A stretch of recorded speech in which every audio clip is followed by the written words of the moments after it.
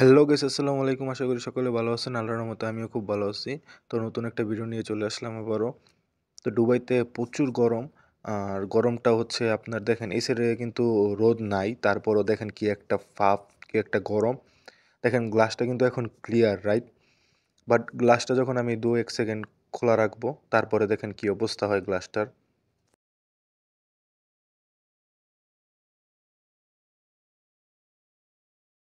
আস্তে শুরু হয়েছে গ্লাসটার, দেখেন কি অবস্থা হয়। দেখেন আস্তে আস্তে একদম ব্লার হয়ে যেতেছে, গুলাও যেতেছে গ্লাসটা।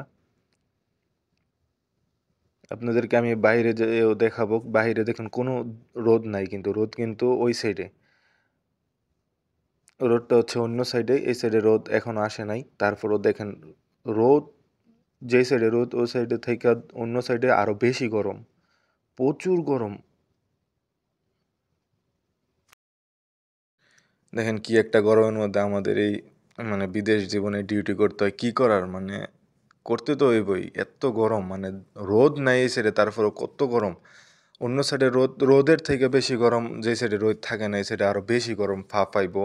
তারপরে দরজা 2 মিনিট খোলা রাখলে রুমের ভিতরে এসি দিয়ে পানি পড়ে, তারপর টিভির গ্লাসগুলা গুলা হয়ে যায়, আর রুমের ভিতরে থাকা যে গ্লাসগুলা আছে মিররগুলা পুরা পানি পড়ে। এটাই এত গরম সেলসিয়াস আমাদের দেশ থেকে কম হইলেও কি হইবো, আমাদের দেশ থেকে গরম অতিরিক্ত বেশি এইখানে ডুবাই। ঠিক আছে, আজকের ভিডিও এতটুকুই। সবাই ভালো থাকবেন, সুস্থ থাকবেন। ইনশাল্লাহ নেক্সট ভিডিও নিয়ে আসবো। যারা যারা চ্যানেলটা এখনও সাবস্ক্রাইব করেন নাই, প্লিজ দয়া করে সাবস্ক্রাইব করে পাশে থাকা বেল আইকনটাকে ক্লিক করে দেন এবং প্লিজ শেয়ার করেন এবং লাইক করেন প্লিজ। তো আল্লাহ হাফেজ, সবাই সুস্থ থাকবেন, ভালো থাকবেন।